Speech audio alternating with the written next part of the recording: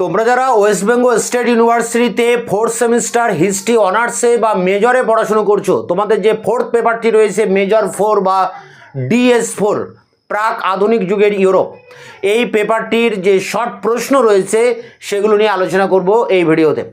এই পেপারের সাজেশন ধরে প্রতিটা প্রশ্নের উত্তর আমি ইতিমধ্যে চ্যানেলে আপলোড করে দিয়েছি, ভিডিওর ডেসক্রিপশন বক্সে তার লিঙ্ক দেওয়া রয়েছে।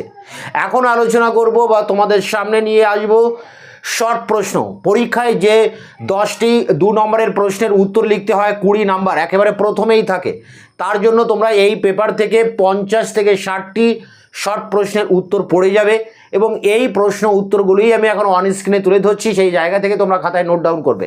তোমাদের বাদবাকি ফোর্থ সেমিস্টারের অন্যান্য অনার্সের পেপারগুলিও তার যে শর্ট প্রশ্ন সেগুলো আমি একের পর এক তোমাদের সামনে নিয়ে আসবো খুব দ্রুত।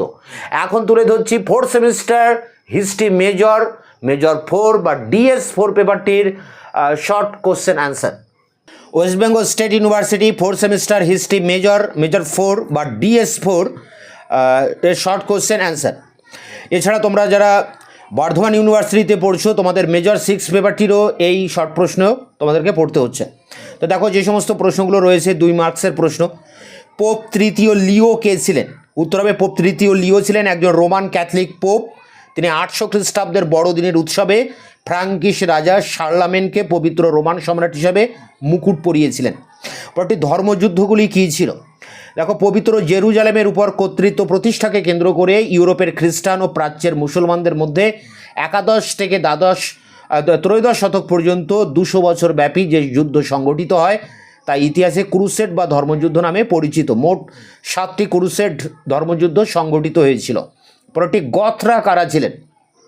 গথরা ছিলেন এক প্রাচীন জার্মান বর্বর উপজাতি যারা পশ্চিম রোমান সাম্রাজ্যের পতনে গুরুত্বপূর্ণ ভূমিকা পালন করে। তারা ভিসিগোথ অর্থাৎ পশ্চিম গথ এবং অস্ট্রোগথ অর্থাৎ পূর্ব গথ নামে 2টি প্রধান শাখায় বিভক্ত ছিল। পরটি ভ্যাসালরা কারা ছিল?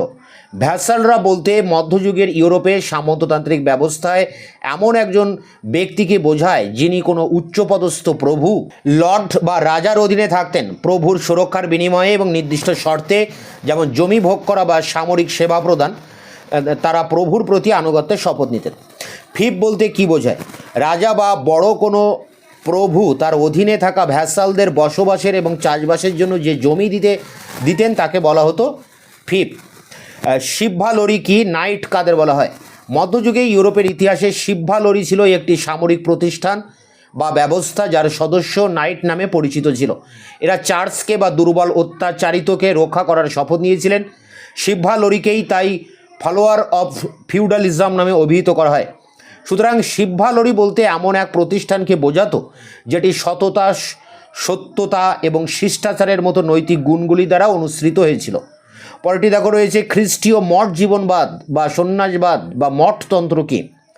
মধ্যযুগে ইউরোপে খ্রিস্ট ধর্ম প্রচার ও প্রসারের জন্য প্রতিষ্ঠিত হয় মঠ বা সংঘ, আর এই মঠকে কেন্দ্র করে সন্ন্যাসীদের যে বিশেষ জীবনযাপন ও কর্মপদ্ধতি গড়ে উঠেছিল তাই মঠতন্ত্রের প্রশ্ন। ম্যানর প্রথা বা সিনোরিও প্রথা কি? ম্যানর প্রথা প্রকৃতপক্ষে সামন্ত যুগের কৃষিভিত্তিক সমাজের একটি অর্থনৈতিক সংগঠন। একে সামন্ততান্ত্রিক উৎপাদন পদ্ধতির গুরুত্বপূর্ণ বৈশিষ্ট্য হিসেবে বিবেচনা করা হয়। সামন্তপ্রভু এবং ম্যানরে বসবাসকারী শ্রমজীবী মানুষের খাদ্যের যোগান আসত ম্যানর থেকে।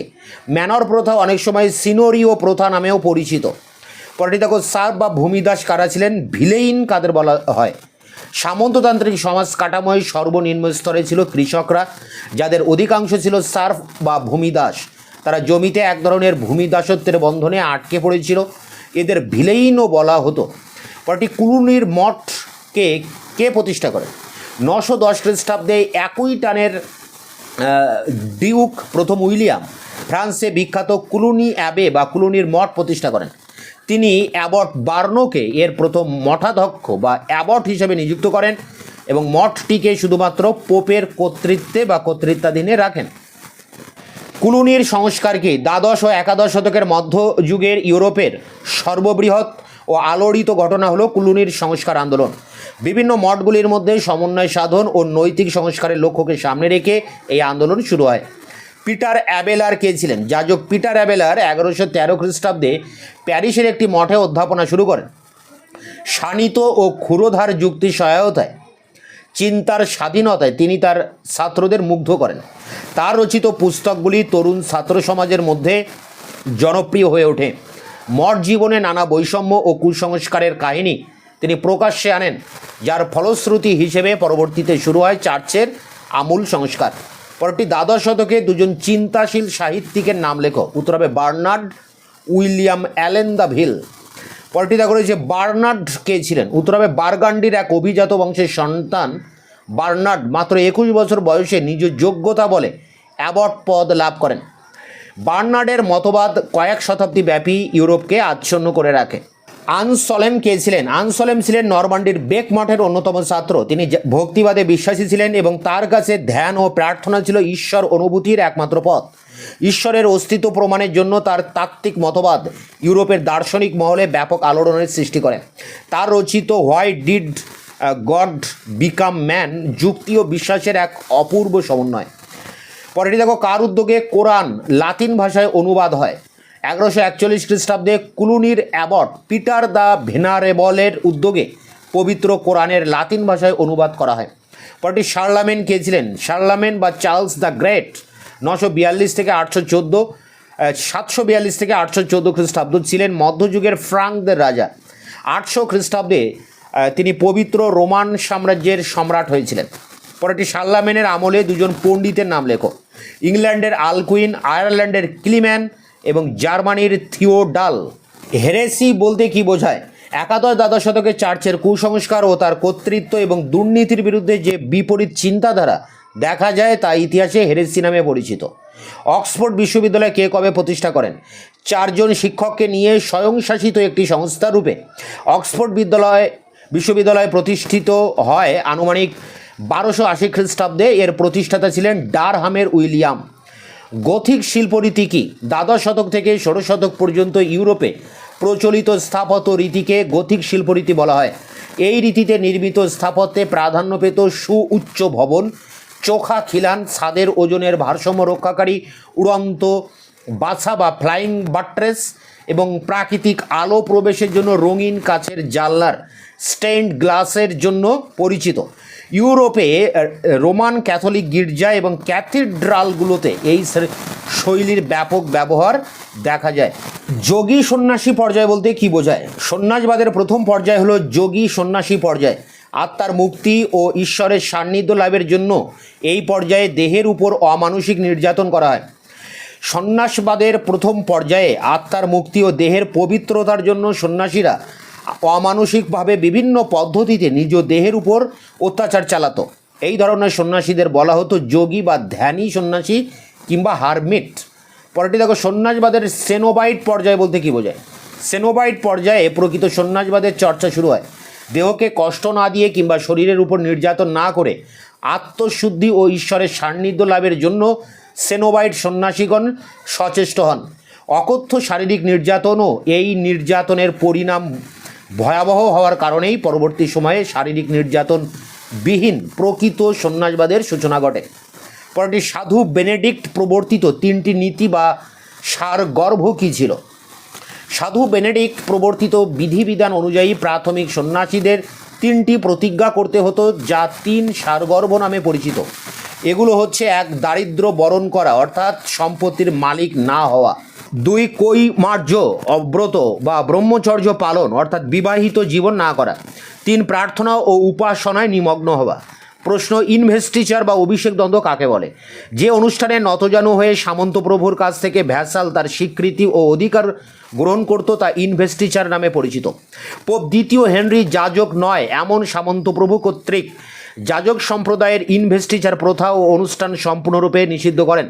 এই আদেশনামা শাসক সম্প্রদায়ের স্বার্থে পোপতন্ত্রের একটি দীর্ঘস্থায়ী সংগ্রামের জন্ম দেয়, যা ইনভেস্টিচার বা অভিষেক দ্বন্দ্ব নামে পরিচিত।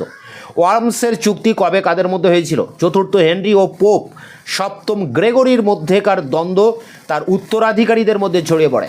অবশেষে সংঘাতের সাময়িক অবসান ঘটে 1192 খ্রিস্টাব্দে ওয়ার্মসের চুক্তির মধ্য দিয়ে। পরেরটি সঙ্গীতের স্বরলিপি লেখার রীতি কিভাবে প্রবর্তিত হয়? ক্যারোলিঞ্জীয় যুগে সর্বপ্রথম পশ্চিম ইউরোপে সঙ্গীত লিখিতভাবে সংরক্ষণ করা হয়। পোপ হাড্রিয়ান শার্লামেনের অনুরোধে যাজকদের সঙ্গীত শিক্ষা দেওয়ার জন্য একদল সঙ্গীতজ্ঞ পাঠিয়েছিলেন। এই সঙ্গীতজ্ঞদের মাধ্যমে ফ্রাঙ্ক সাম্রাজ্যের সঙ্গীতে লিখিত রূপ প্রবেশ করে। এইভাবেই উদ্ভব ঘটে সঙ্গীতের স্বরলিপি লেখার রীতি। দ্বাদশ শতকের নবজাগরণের যুগে দুজন কবির নাম লেখো, মার্লাস বার্নার্ড ও হিডলি বাট। ইউনিভার্সিটি শব্দটির উৎপত্তি হয় কিভাবে? লাতিন শব্দ ইউনিভার্সিটাস শব্দ থেকে ইউনিভার্সিটি শব্দটির উৎপত্তি। ইউনিভার্সিটি বলতে সমস্ত শিক্ষক ও ছাত্রকুলকে বোঝাতো। সাধারণত একজন চ্যান্সেলরের অধীনে একাধিক কলেজ একটি ইউনিভার্সিটি বা বিশ্ববিদ্যালয়ের ছত্রছায়ায় গড়ে উঠত এবং একজন ডিন থাকতেন। প্যারা করে মধ্যযুগে ইউরোপে প্রচলিত দুটি স্থাপত্য রীতির নাম লেখো, রোমানেস্ক স্থাপত্য রীতি ও গথিক স্থাপত্য রীতি। পরেরটি 31 দাগের প্রশ্ন, মধ্যযুগে ইউরোপের নগরের উত্থান সম্পর্কে কার্ল মার্ক্সের মতামতকে।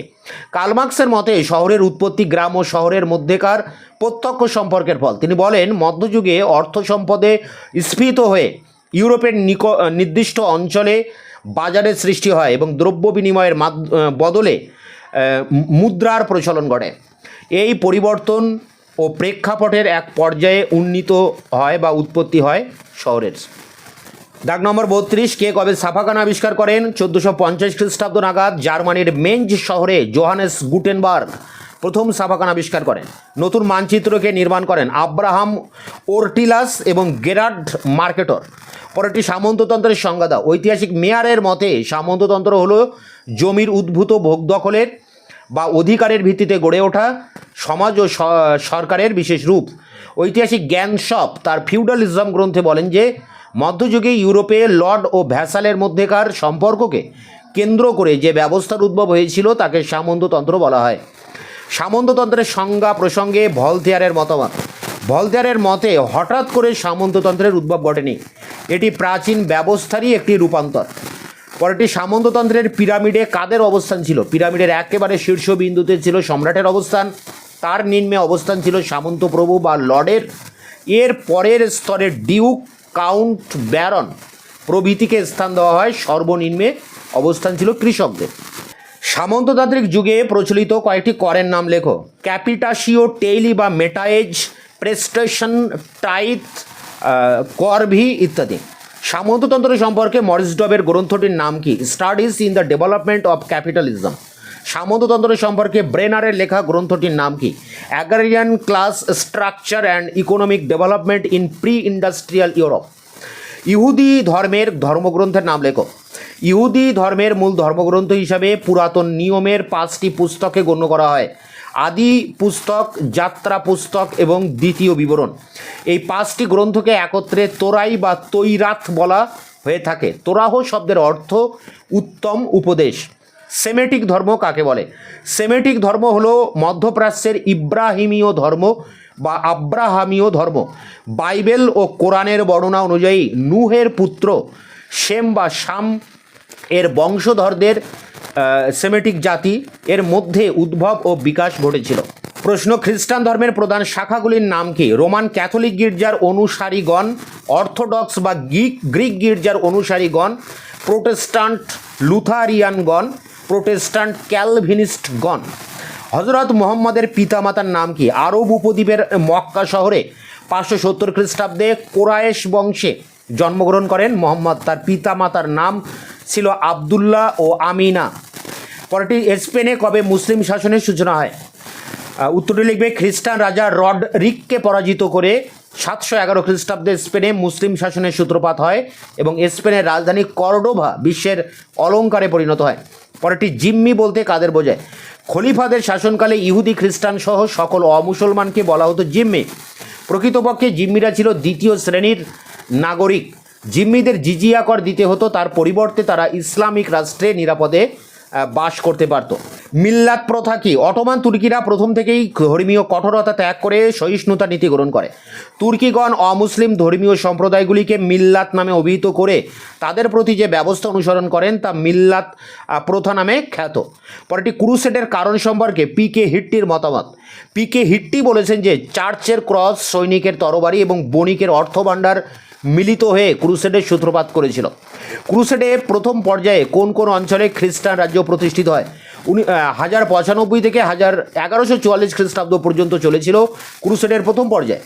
এই পর্বে খ্রিস্টানগণ ওয়াল্টার পিটার, গডফ্রে বলডুইন, রেমন্ড ও স্টিফেন হেনরির নেতৃত্বে জেরুজালেম উদ্ধারকল্পে অগ্রসর হন। এই পর্বে এডেসা, অ্যান্টিওক, জেরুজালেম ও ত্রিপোলিতে খ্রিস্টান রাজ্য প্রতিষ্ঠিত হয়। পরটি কোন ক্রুসেড? শিশু ক্রুসেড নামে পরিচিত।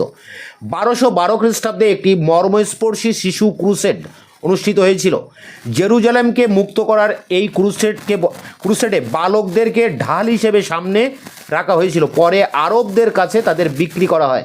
উম্মা বা উম্মত কি? হজরত মোহাম্মদের বাণী শুনে যারা তার অনুসারী শিষ্যে পরিণত হয়ে ইসলাম গ্রহণ করেন তাদেরকে বলা হয় উম্মত বা উম্মা। সর্বপ্রথম হজরত মোহাম্মদের স্ত্রী বিবি খাদিজা ইসলাম গ্রহণ করে তার উম্মায় পরিণত হয়।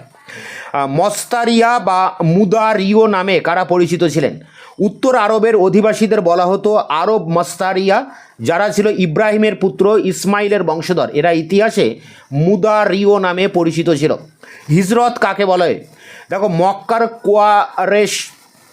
কোরাইশদের ক্রমাগত অত্যাচারের ফলে অবশেষে হজরত তার উম্মত বা অনুসারীদের নিয়ে 622 খ্রিস্টাব্দে মক্কা থেকে মদিনায় গমন করেন, যে ঘটনা ইসলামের ইতিহাসে হিজরত নামে পরিচিত। যেসব বিশ্বাসী অনুসারী মোহাম্মদের সাথে মদিনা প্রস্থান করেছিলেন তাদের বলা হতো মুহাজেরিন বা মুহাজের। যেসব নবদীক্ষিত মদিনাবাসী মক্কা থেকে আগত মুসলমানদের আশ্রয় দিয়েছিলেন তারা আনসার বা সাহায্যকারী নামে অভিহিত হন। আল আকাবার শপথ কি? 621 খ্রিস্টাব্দে পবিত্র হজের সময় মদিনার 12 জন লোক মুহাম্মদের সাথে সাক্ষাৎ করে ইসলাম গ্রহণ করেন এবং একটি শর্তে প্রতিজ্ঞাবদ্ধ হন, যা আল আকাবার শপথ নামে পরিচিত। খলিফা কাকে বলে? আরবি শব্দ খেলাফত থেকে খলিফা শব্দটির উৎপত্তি ঘটে, যার আবিধানিক অর্থ প্রতিনিধিত্ব বা স্থলাভিষিক্ত। ঐতিহাসিক ইবন খালদুন বলেছেন যে মহানবীর পর তার আদর্শ প্রচার এবং তার প্রতিষ্ঠিত রাষ্ট্র সুষ্ঠুভাবে পরিচালনা করার নামই খিলাফত বা খেলাফত। খেলাফতের প্রধানকে বলা হয় খলিফা। প্রথম 4 জন খলিফা কারা ছিলেন? হজরত আবু বকর, হজরত ওমর, হজরত ওসমান এবং হজরত আলী। এই 4 জন প্রথম খলিফা হজরত মুহাম্মদের নীতি আদর্শ ও ইসলামিক বিধান অনুসারে রাষ্ট্র পরিচালনা করেছিলেন বলে তাদের খোলাফায়ে রাশেদিন বা পবিত্র খলিফা বলা হয়। ইসলামের প্রাথমিক যুগে খলিফার 3টি উপাধি বর্ণনা করা হয়: খলিফা, ইমাম ও আমেরুল মমেনিন।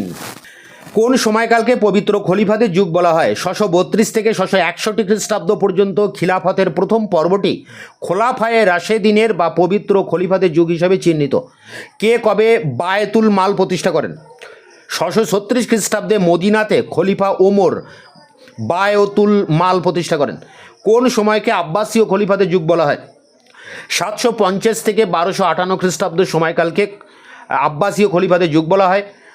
আবুল আব্বাস আস সাপাই ছিলেন এই বংশের প্রথম খলিফা। এই বংশের খলিফা মামুনের আমলকে আব্বাসীয় খিলাফতের স্বর্ণযুগ হিসেবে অভিহিত করা হয়। তার প্রতিষ্ঠিত বায়তুল হিকমা জগৎজোড়া খ্যাতি লাভ করে।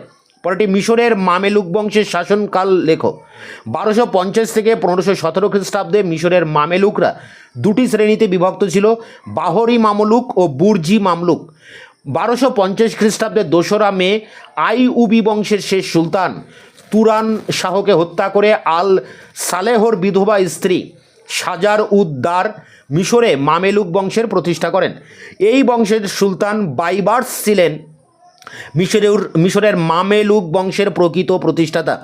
এই বংশের জালায়েরি বংশের প্রকৃত প্রতিষ্ঠাতা কে ছিলেন? শেখ হাসান বুজুর্গ ছিলেন এই বংশের প্রকৃত প্রতিষ্ঠাতা। তিনি 1336 খ্রিস্টাব্দে ইরাক জয় করে বাগদাদে তার রাজধানী প্রতিষ্ঠা করেন। কুর্থ বংশের প্রতিষ্ঠাতা কে ছিলেন? কুর্থ জাতি হলো আফগানিস্তানের ঘুর অঞ্চলের অধিবাসী। এই বংশের আদি পুরুষ ছিলেন তাজউদ্দিন উসমান মারগানি। কুর্থ বংশের প্রতিষ্ঠাতা ও প্রথম সুলতান ছিলেন শামসুদ্দিন। তার পুত্র রুকনুদ্দিন ও তার পুত্র ফখরুদ্দিন ছিলেন এই বংশের শ্রেষ্ঠ 2 সুলতান। পারস্যের সাফাবি বংশের প্রতিষ্ঠাতা কে ছিলেন? পারস্যের সাফাবি বংশের প্রতিষ্ঠাতা ছিলেন শাহ ইসমাইল। তিনি আজারবাইজান দখল করে তাবরিজে তার রাজধানী স্থাপন করেন। এই বংশের শ্রেষ্ঠ সুলতান ছিলেন শাহ আব্বাস। কালদিরানের যুদ্ধ কবে কাদের মধ্যে হয়েছিল? পারস্যের সাফাবি বংশের সুলতান শাহ ইসমাইলের সাথে 1514 খ্রিস্টাব্দে তুর্কি সুলতান প্রথম সেলিমের মধ্যে কালদিরানের যুদ্ধ হয়েছে। শরীয়তের অর্থ কী? শরীয়ত শব্দ সার শব্দ থেকে এসেছে। সার অর্থ আল্লাহর ইচ্ছানুযায়ী মুসলমানদের অনুসরণীয় পথ। শরীয়তের অনুশাসনগুলিকে দুটি ভাগে ভাগ করা যায়, ধর্মীয় ও রাজনৈতিক। ইজমা কি? মুসলিম কানুনের উৎসগুলির মধ্যে কোরআন ও হাদিসের পরেই ইজমার স্থান। ইজমা মুসলিম আইনের তৃতীয় উৎস। আরবি জ্ঞান শব্দ থেকে ইজমার উৎপত্তি। ইজমা বলতে বোঝায় সংগ্রহ বা একত্র সমাবেশ। কিয়াস কি? কিয়াস ইসলামী কানুনের চতুর্থ উৎস। কিয়াস বলতে তুলনা করা অথবা কোনো কিছুর সাথে তুলনা করে সিদ্ধান্তে উপনীত হওয়াকে বোঝায়। কিয়াসকে সাধারণভাবে সাদৃশ্যমূলক সিদ্ধান্ত বলা হয়। ফিকাহ কি? ইসলামী পরিভাষায় ফিকাহ বলতে সাময়িকভাবে ইসলামী বিধান শাস্ত্র বোঝায়। জ্ঞানের আলোকে বুদ্ধিবৃত্তির স্বাধীন প্রয়োগই হলো মিহনা কি? মিহনা শব্দটির আক্ষরিক অর্থ হলো বিচার, আধ্যাত্মিক পরীক্ষা। ব্যাপক অর্থে অনুসন্ধান বা ইসলামী ইনকুইজিশন অর্থ এটি ব্যবহার করা হয়। পরটি সুফিবাদ বা মরমিয়াবাদ কাকে বলে? ইসলামে সুফিবাদ বলতে সাধারণত এমন এক মতবাদকে বোঝায় যা আল্লাহর নৈকট্য লাভের জন্য আল্লাহর প্রেম ও ধ্যানের উপর প্রতিষ্ঠিত। সুফিবাদ কখনো কখনো মানুষের আধ্যাত্মিক তথা আধ্যাত্মিক উন্নতির অন্যতম লক্ষ্য হওয়ায় ইসলামী মরমিয়াবাদ বলেও আখ্যায়িত হয়। মধ্যযুগে আরবের কয়েকটি নগরের নাম লেখো। মদিনা, মক্কা, তায়েব, কুফা, বসরা, বাগদাদ, মার, বুখারা, সমরকন্দ এবং নিশাপুর। মক্কা নামের অর্থ লেখো। মক্কা নামটির উৎপত্তি হয় মাকুরাবা থেকে, যার অর্থ হলো উপাসনা স্থল। আরব ভূখণ্ডের উত্তর থেকে দক্ষিণে বিস্তৃত বিখ্যাত বাণিজ্য পথেই মক্কার অবস্থান। ইসলাম ধর্মের ছোঁয়ায় এই শহরটি নবজীবন লাভ করে। মদিনা নগরের অবস্থান কোথায়? মক্কার 300 মাইল উত্তরে অবস্থিত ছিল পবিত্র শহর মদিনা, যার প্রকৃত নাম ছিল ইয়াসরিব। সিরিয়া ও ইয়ামেনের মধ্যে সংযোগকারী বাণিজ্য পথের উপরেই ছিল মদিনার অবস্থান। মধ্যযুগে দুটি মুসলিম বাণিজ্য কেন্দ্রের নাম লেখো। স্পেনের কর্ডোবা, গ্রানাডা, সেভিল, মরক্কোর ফেজ, মারাকেশ, তিউনিসিয়ার তিউনিস, মিশরের ফুস্তাত, কায়রো, সিরিয়ার দামেস্ক ও আলেপ্পো, পশ্চিম আরবের মক্কা ও মদিনা, ইরাকের বসরা, মসুল, বাগদাদ, ইরানের মারওয়ান নাহার। শরাফ কাদের বলা হতো? ব্যবসা বাণিজ্যের চরম উন্নতির ফলে নবম শতাব্দীতে আরবদের মধ্যে ব্যাংক ব্যবসা গড়ে ওঠে। রৌপ্য মুদ্রা ও স্বর্ণ মুদ্রা দিনারের মধ্যে মুদ্রা বিনিময়কারীর উদ্ভব হয়, যাদেরকে বলা হয় শরাফ। শেষ প্রশ্ন দেখো, 75টি প্রশ্ন এখানে রয়েছে। শেষ প্রশ্ন, টাফেটা আত্তাবি কুফিয়া কি? পারস্যের সিল্কের কাপড় ইউরোপের টাফেটা নামে পরিচিতি লাভ করে। অনেক সময় বিভিন্ন স্থানে তৈরি কাপড় ওই সব স্থানের নাম অনুসারে, এক চুড়িদার কাপড় ওই এলাকার নাম অনুসারে আত্তাবি নামে পরিচিত হয়। কুফায় তৈরি কাপড় কুফিয়া নামে পরিচিত। তো এই ছিল তোমাদের DS4 পেপারটির শর্ট প্রশ্ন, SAQ টাইপের 75টি প্রশ্নের উত্তর। এগুলোর মধ্য থেকেই তোমরা পরীক্ষায় 10টি প্রশ্ন কমন পাবে। এগুলো তোমরা সংগ্রহ করে পরীক্ষার প্রস্তুতি নাও। তোমাদের আর অন্যান্য পেপারগুলোরও শর্ট প্রশ্নের অ্যান্সার নিয়ে খুব দ্রুত তোমাদের সামনে নিয়ে আসি। দেখা হচ্ছে অন্য ভিডিওতে।